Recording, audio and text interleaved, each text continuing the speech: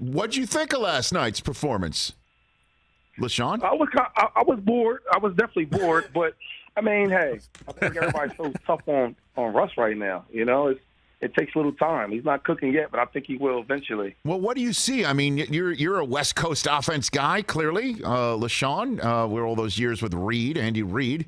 What are you seeing from this offense that is not cooking in the manner that obviously everyone expected? What do you? Yeah, they just don't look efficient, man. Like, even some like the gimmies, man, the quick outs. You know, a lot of the easy concept routes, they're not really converting on. You know, a lot of drop balls, but then a lot of misreads from Russ. So I think it's just a matter of just like gelling together.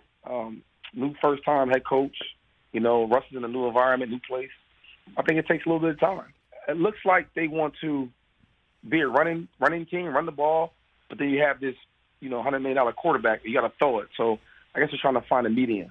Well, I mean, $245 million. You cut him $145 million off, and that's the number that you're going to constantly hear in this day and age when somebody switches teams and doesn't perform well, and the team that traded you is actually performing better. You know, the pressure is on Nathaniel Hackett as well. So why do you think there is such anti-Russ feeling on this day, LeSean? To what do you owe that, do you think? I think people hate on Russ. Let's just keep it real. I think people just hate on Russ. I guess some of the way he may act seems corny to some people, right? That's one of it. And another thing is, you know, you pay a guy that much money, you want to see results.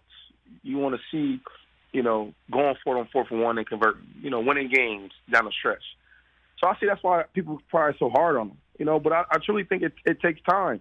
Like, they gave him this money to win, but if he didn't win the first year, they're not going to, like, get rid of him. I think that money in that contract is based on, hey, these next 3-4 years, we need a championship, right? We need a competitive team. I think he could deliver that in due time.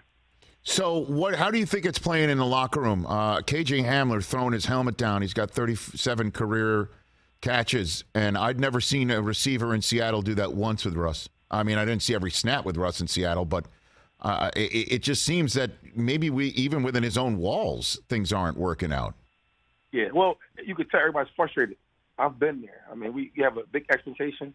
You know, I remember one year we were supposed to be the dream team, and we weren't, you know, and everybody was pissed off. So I could see him being a younger player, being, you know, pretty angry, getting Russ, would think that things would change when it's not looking good. So everybody's probably just frustrated. I'm sure Russ is frustrated. He probably doesn't show it the same way, you know, but I think a lot of other players are probably just angry of the situation, what's going on, how they're playing.